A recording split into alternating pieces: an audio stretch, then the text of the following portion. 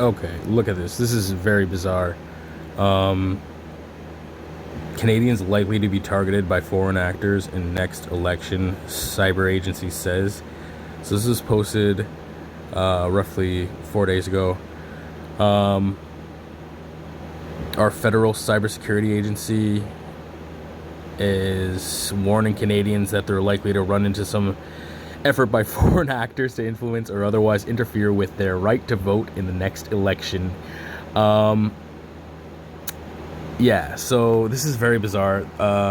They're saying because of COVID, we need to change our election proceedings, and it's funny is that Dominion voting machines are what run or what our voting ballots are tallied by, same ones that are being used in the States at their whole scandal, and they're kind of having issues right now too, which is funny. It's just bizarre because when they were counting their votes and looking at their votes, they had different groups. They're like, oh, the conservatives can't look at the liberals' work, the liberals can't look at the conservatives' work. Very bizarre, very non-transparent, and very interesting. Now, the other thing here, I want to read this as well. This is very bizarre.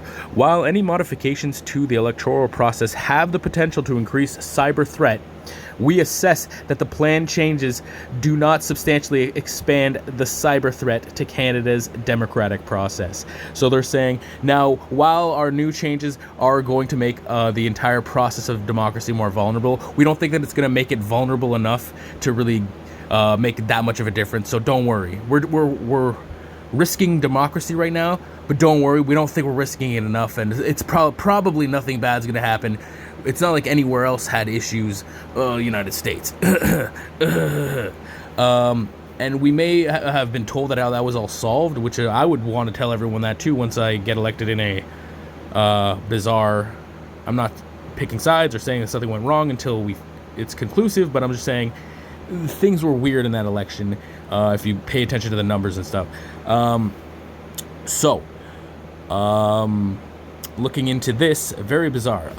It looks like it's prefacing us to just accept the fact that they're going to entirely change the voting system. They say it in here.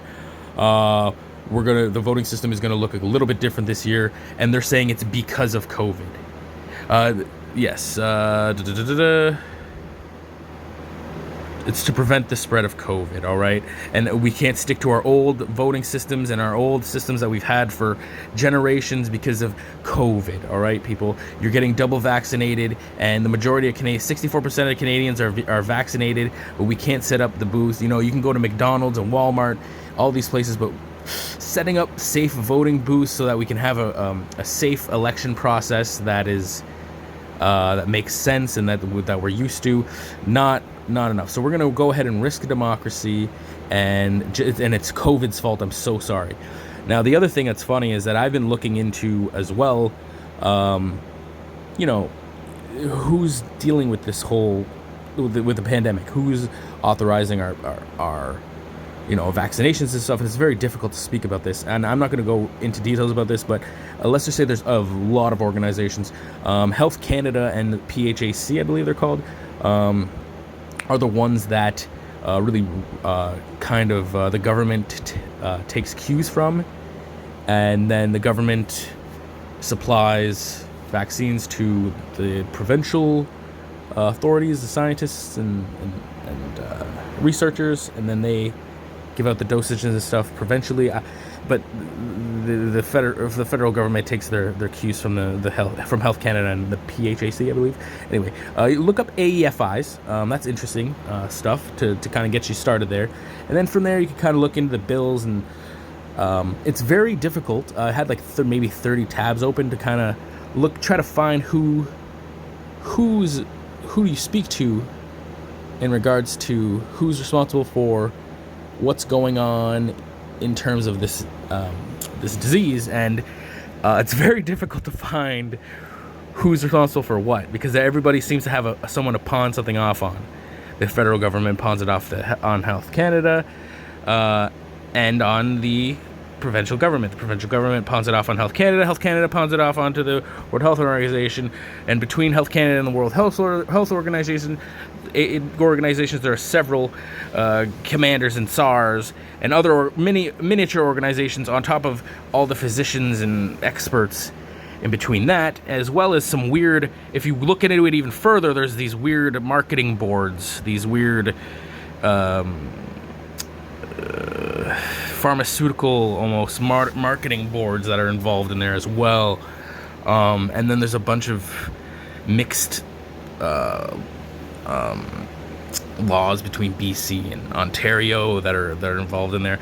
It's very convoluted and complicated, and I feel like I don't know. It's science, right? It's there's so many different experts across the country that are involved in this, so I understand has to be multiple organizations and stuff, but there's just so much going on at once, and it's bizarre. And now they want to change our elections, and it's just extremely bizarre, and it's just very sus. Very sus, Canada. Canada is being sussy right now. There have been many polls by Canadians that say we have absolutely no faith in our government, and that's a matter of fact. We have Pierre Poilievre out there doing his best, but this man has a family, and he is a family man, and that is the reason why he's not running right now. He's not running because he is a family man. He needs to take care of his family, and he's very saddened by this, but I don't know. He's been giving her lately, and I don't know if he's just, I think he's getting frustrated, and I think he may go after the big guys, but I don't. One man's not going to make the difference, and he really needs the people at his back. So I don't know what to say. This is very very interesting, very frustrating.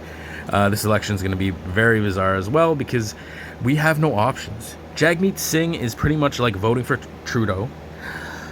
Aaron O'Toole is a tool. He said he wasn't ready last election or something when he went up against Trudeau, so why is he up there now? I don't know. Maxime Bernier, no one's ever going to vote for him because he's Quebec, Bloc Québécois, and Canadians have always had a stigma against Quebecers. So we don't really have many options. I'm saying don't vote for Trudeau. Don't vote for Singh. Vote for anyone but Trudeau and Singh. Honestly, we'll be better off if you could vote for anyone but Trudeau and Singh, but it's not going to happen. I guarantee that. I should really bet on Trudeau. I should actually bet on Trudeau becoming Prime Minister, because actually everybody bet money on Trudeau becoming Prime Minister, because I guarantee you will win. You'll get that money. Oh my God. That's the only good that could come of this. Bet money on Trudeau becoming Prime Minister, because you will win that bet. Sadly, because there are no options here, and this article right here is pretty much signed, sealed, and delivering the election to Trudeau or Singh or whoever's going to prop up the current status quo, which is just very bizarre. Hyper spending, hyper inflation, borrowing from the banks, and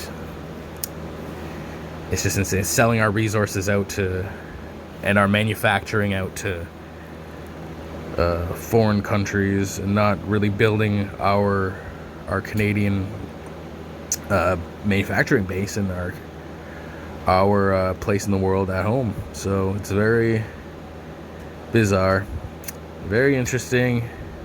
I'm all for globalization to a point, but you got to take care of your resources first, right? Or your home, and preserve your freedoms and your resources, but it seems like those are dwindling very fast. So I don't know. I hope people wake up soon, and there's a change that is going to be implemented at some point. The people will request that transparency happens in terms of things like the WE scandal and SNC-Lavalin. Trudeau paying with the WE scandal. It was Trudeau paying his family money for doing public speaking events, his mother and his wife, exorbitant amounts of money. And the SNC-Lavalin was a scandal that he was in cahoots with a business that he was funding contracts for, and on top of that, one of the